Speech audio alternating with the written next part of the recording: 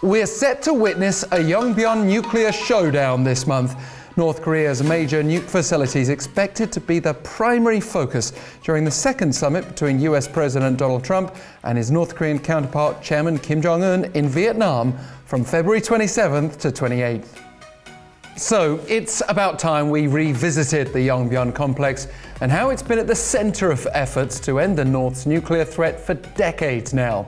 I'm Alex Jensen for Korea Now. Around 100 kilometers north of Pyongyang, the Yongbyon facility's most feared capability is that it produced the fissile material for all 6 North Korean nuclear weapon tests to date. While the first of those was in 2006, you can really trace the build-up to 1962, when, amid Soviet cooperation and Cold War tensions, the North opened the Yongbyon Nuclear Scientific Research Center under the direction of founding leader Kim Il-sung.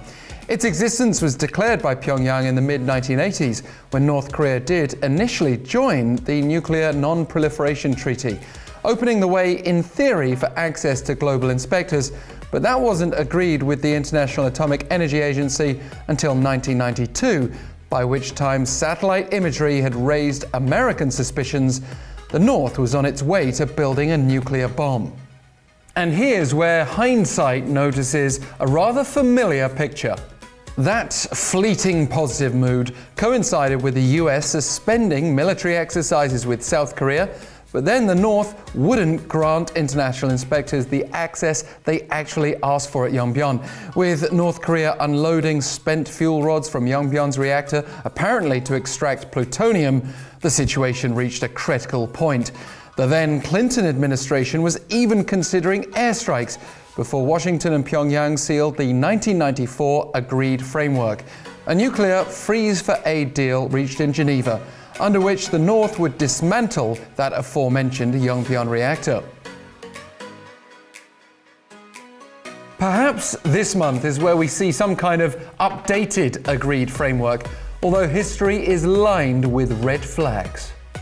Indeed, if pessimists are worried about a lack of progress, they're no doubt drawing on past failures. The agreed framework did last the best part of 9 years, despite difficulties, not helped then by a Republican-dominated Congress. The deal ultimately died as it emerged Pyongyang was secretly laying plans to build a uranium-based bomb. The cycle then repeated. In 2002, the North said it would restart its Yongbyon reactor before abandoning the Non-Proliferation Treaty. Again, crisis preceded a breakthrough, with a new era of negotiations, including a period of inter-Korean cooperation that was the basis for much of what Seoul and Pyongyang are seeking to achieve today, albeit with much tougher sanctions in place. Against that friendlier backdrop, on the nuclear front, 6-party talks involving both Koreas, the US, China, Russia, and Japan led to the North's 2005 agreement to give up all nuclear weapons and existing nuclear programs, which naturally also covered Yongbyon. But obviously that didn't happen, and indeed Yongbyon's capabilities developed to the extent that North Korea was able to conduct a hydrogen bomb test in 2017. So what went wrong? Well, the North carried out its first nuclear test in 2006, as mentioned earlier.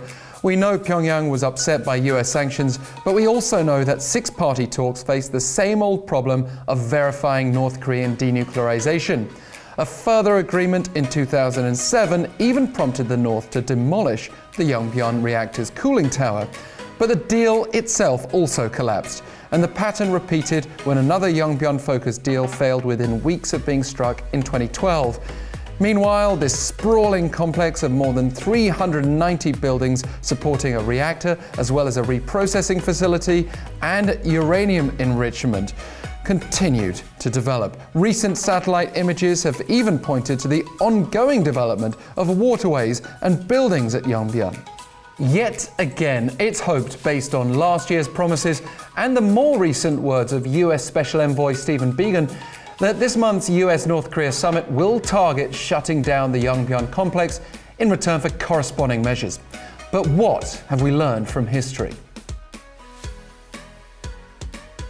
Well, cooling towers can be rebuilt. Yongbyon will have to open up fully to global inspection. And that's not going to happen without consistent measures from Washington, whether in the form of a peace declaration, aid, and/or a more realistic vision of sanctions relief.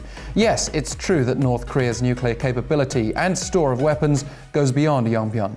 But we may also hope that this complex serves as the beginning and end of the country's nuclear program, and that instead of being the center of a never-ending cycle, history might show its dismantling as the conclusion of a journey beyond failed agreements and broken promises.